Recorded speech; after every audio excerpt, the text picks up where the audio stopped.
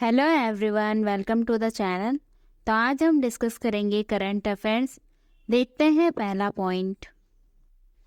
राज्य खनिज मंत्रियों का दूसरा सम्मेलन भोपाल में आयोजित किया गया है। इस सम्मेलन में 20 राज्यों के खनिज मंत्रियों ने हिस्सा लिया है।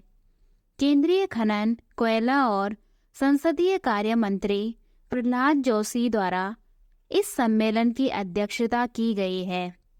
इस सम्मेलन का मुख्य उद्देश्य है खनन क्षेत्रों में सुधार पर चर्चा करना तथा इस सम्मेलन में खनिज ब्लॉक की नीलामी में मध्य प्रदेश को प्रथम पुरस्कार प्रदान किया गया है तथा इसके अलावा पहली बार यह सम्मेलन सितंबर 2022 में हैदराबाद में आयोजित किया गया था। दूसरा पॉइंट है, WHO ने दक्षिण पूर्व एशिया का क्षेत्रीय निदेशक साइमा वाजिद को नियुक्त किया है। साइमा वाजिद बांग्लादेश की प्रधानमंत्री शेख हसीना की बेटी है। इन्होंने इस पद के लिए नवंबर में चुनाव जीता था तथा वर्तमान में WHO दक्षिण पूर्व एशिया क्षेत्र की क्षेत्रीय निदेशक भारत की पूनम खेत्रपाल सिंह है तथा इसके साथ ही WHO की स्थापना 7 अप्रैल 1948 में हुई थी तथा इसका मुख्यालय जिनेवा में स्थित है। तीसरा पॉइंट है, राष्ट्रीय मतदाता दिवस प्रतिवर्ष 25 जनवरी को मनाया जाता है। 25 जनवरी 1950 को चुनाव आयोग की स्थापना हुई थी।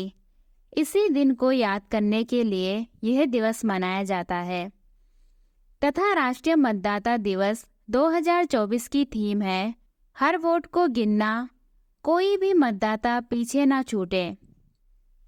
इसके अलावा इलेक्शन कमीशन ऑफ इंडिया की स्थापना 25 जनवरी 1950 को हुई थी तथा यह देश में लोकसभा, राज्यसभा, राज्य विधानसभाओं, राष्ट्रपति और उपराष्ट्रपति के चुनाव का संचालन करता है।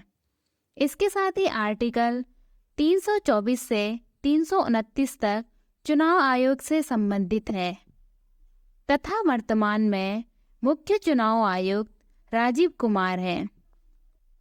चौथा पॉइंट है, सुभाष चंद्र बोस आपदा प्रबंधन पुरस्कार 2024 60 parachute field hospital Uttar Pradesh को प्रदान किया गया है। आपदा प्रबंधन के क्षेत्र में व्यक्तियों और संगठनों द्वारा दिए गए योगदान के लिए यह पुरस्कार प्रदान किया जाता है। इस पुरस्कार में संस्था को 51 लाख रुपए और व्यक्ति को 5 लाख की राशि दी जाती है तथा इसके साथ ही इस पुरस्कार की शुरुआत 2019 से हुई थी तथा 60 पैराशूट फील्ड हॉस्पिटल की स्थापना 1942 में हुई थी तथा इस हॉस्पिटल ने उत्तराखंड बाढ़ 2013 तथा ऑपरेशन मैत्री 2015 के तहत नेपाल भूकंप में चिकित्सा सहायता प्रदान की थी।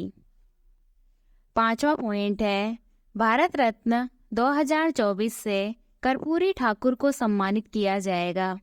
बिहार के पूर्व मुख्यमंत्री जननायक कर्पूरी ठाकुर को भारत रत्न से सम्मानित किया जाएगा।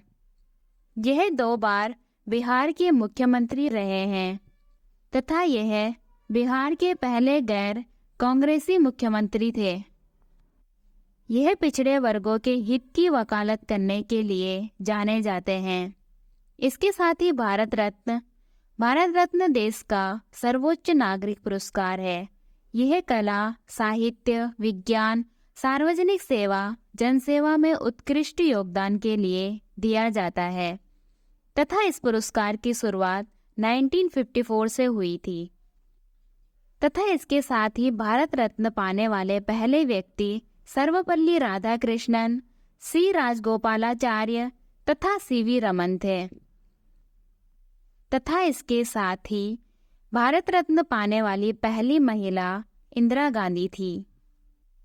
छठा पॉइंट है, केंद्र सरकार ने हाल ही में प्रधानमंत्री सूर्योदय योजना शुरू की है प्रधानमंत्री सूर्योदय योजना का मुख्य उद्देश्य है गरीब और मध्यम वर्ग के बिजली बिल को कम करने के साथ साथ भारत को ऊर्जा क्षेत्र में आत्मनिर्भर बनाना है तथा इस योजना के अंतर्गत 1 करोड़ घरों में सोलर पैनल लगाए जाएंगे।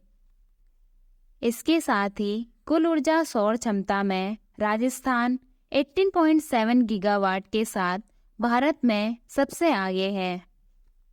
7वां पॉइंट है भारत किर्गिस्तान के बीच 11वां खंजर अभ्यास हिमाचल प्रदेश राज्य में शुरू हुआ है। यह अभ्यास हिमाचल प्रदेश के बकलोह के विशेष बल प्रशिक्षण स्कूल में 22 जनवरी से 3 फरवरी तक चलेगा तथा इस अभ्यास का मुख्य उद्देश्य है पर्वतीय क्षेत्र में आतंकवाद विरोधी अभियानों के अनुभवों का आदान प्रदान करना तथा इस अभ्यास की शुरुआत 2011 से हुई थी। 8वां पॉइंट है बीसीसीआई के द्वारा international cricket of the year 2023 Shubman Gill को चुना गया है। सर्वश्रेष्ठ खिलाड़ी को बीसीसीआई द्वारा पौनी उमरीगर अवार्ड दिया गया है।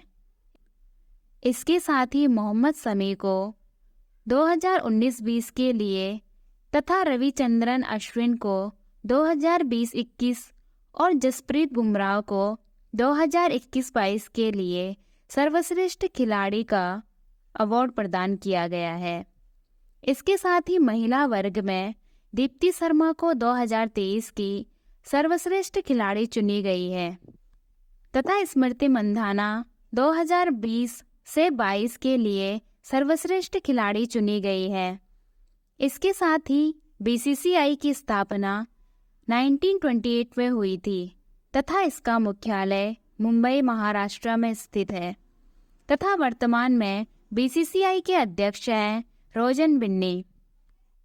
9वां पॉइंट है वैश्विक स्तर पर चौथा सबसे बड़ा इक्विटी बाजार भारत बन गया है। ब्लूमबर्ग की रिपोर्ट के अनुसार भारतीय शेयर बाजार अब दुनिया का चौथा सबसे बड़ा शेयर बाजार बन गया है। इससे पहले चौथे स्थान पर हांगकांग शेयर मार्केट था तथा भारत का शेयर बाजार पहली बार हांगकांग से आगे निकल गया है। 10वां पॉइंट है संयुक्त राष्ट्र महासभा के 78वें सत्र के अध्यक्ष डेनिस फ्रांसिस हाल ही में भारत की 5 दिन की यात्रा पर आए हैं।